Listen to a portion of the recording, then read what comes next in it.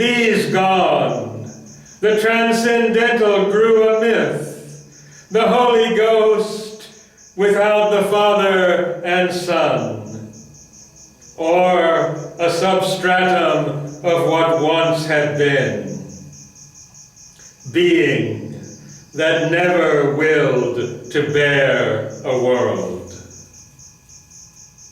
restored to its original loneliness, impassive,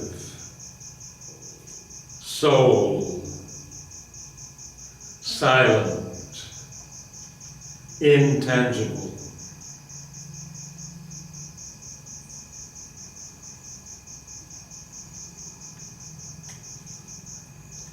Yet all was not extinct in this deep loss.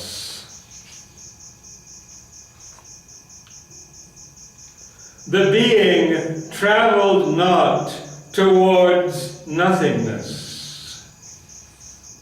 There was some high, surpassing secrecy. And when she sat alone with Satyavan, her moveless mind, with his that searched and strove in the hush of the profound and intimate night, she turned to the face of a veiled, voiceless truth, hid in the dumb recesses of the heart, or waiting beyond the last peak climbed by thought. Unseen itself, it sees the struggling world and prompts our quest, but cares not to be found.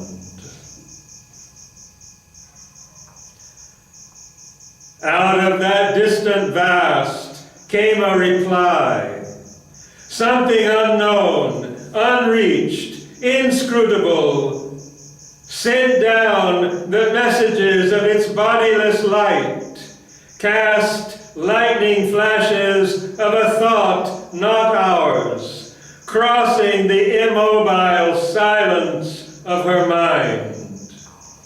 In its might of irresponsible sovereignty, it seized on speech to give those flamings shape, made beat the heart of wisdom in a word, and spoke immortal things through mortal lips.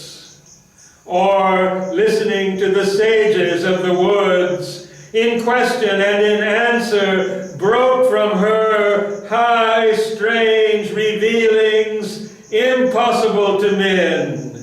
Something or someone secret and remote took hold of her body for his mystic use. Her mouth was seized to channel ineffable truths, knowledge unthinkable found an utterance. Astonished by a new enlightenment, invaded by a streak of the absolute, they marveled at her, for she seemed to know what they had only glimpsed at times afar. These thoughts were formed not in her listening brain. Her vacant heart was like a stringless harp. Impassive, the body claimed not its own voice, but let the luminous greatness through it pass. A dual power at being's occult poles still acted, nameless and invisible. Her divine emptiness was their instrument.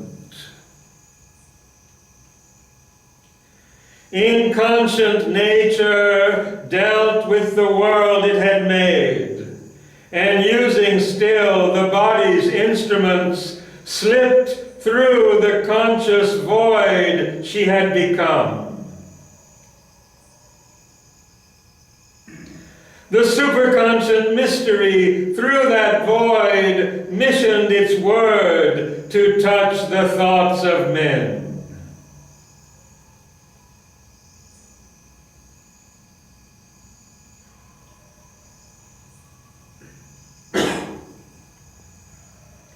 As yet, this great impersonal speech was rare.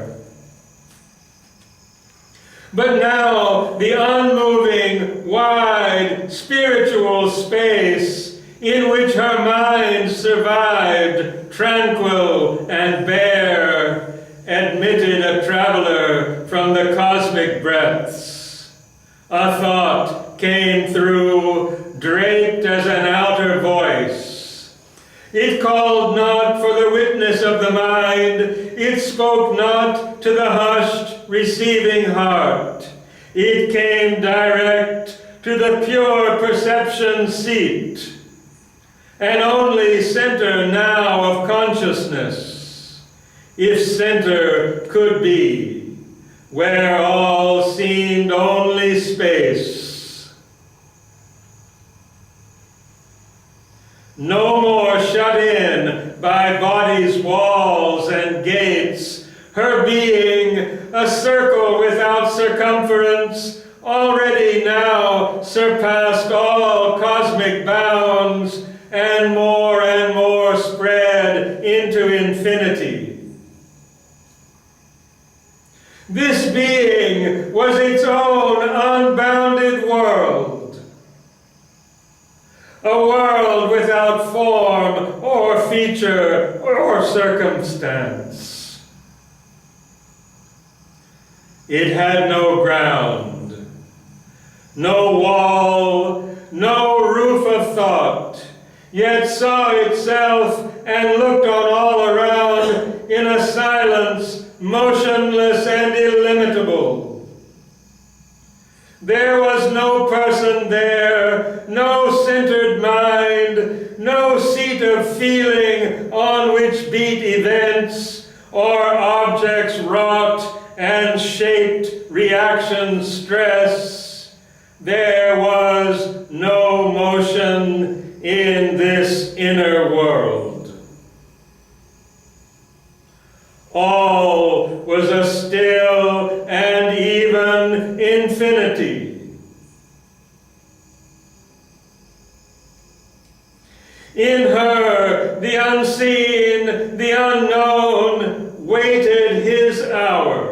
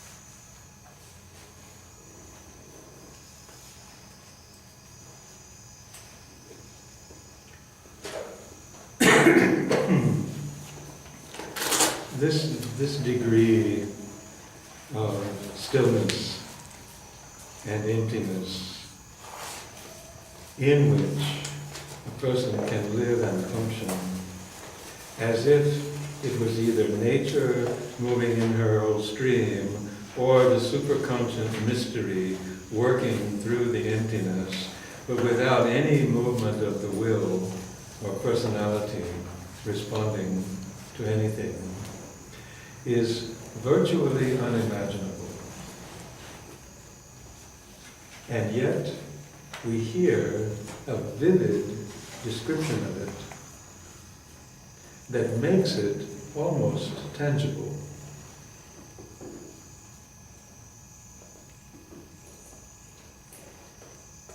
So this is the difference between the conceptual and the sacrificial or intuitional direct shruti expression. Something gets expressed which is a quality that the mind can hardly imagine. And somehow we feel a little touch of it. Some of that stillness comes through the description. So this initiates faith in that true philosophical sense of the word. One can begin to feel that it's possible to enter into that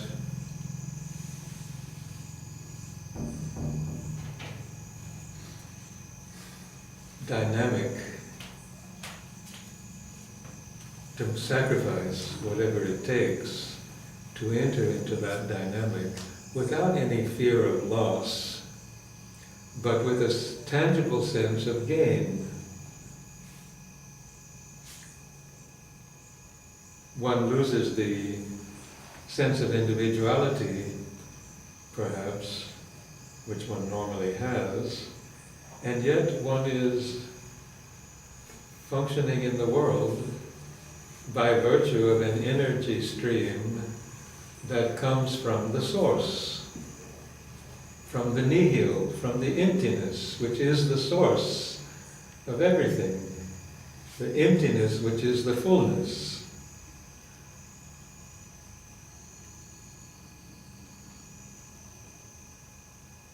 The breath of our breath in the Upanishad, the breath of our breath, the life of our life, the mind of our mind is there in another dimension.